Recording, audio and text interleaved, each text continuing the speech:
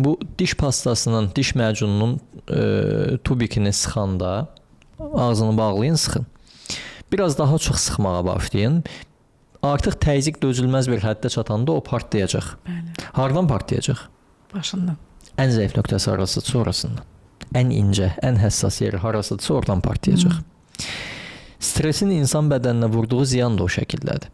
Yəni insan stres deyəndə bu arada bütün negativ hisslər insanın zehnində bir adla adlandırılır. Stres. Bunun depressiyası da stresli, bunun panikası da stresli, bunun sadəcə olaraq depressiya dediyimiz, panika dediyimiz, OKP dediyimiz şeylər həmin o streslə müxtəlif formalarda başa çıxma metodlarını, üsullarını verilən adlardır.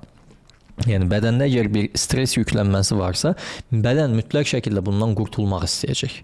Fikirlə qurtula bilmirsə, fiziki yolla qurtulacaq.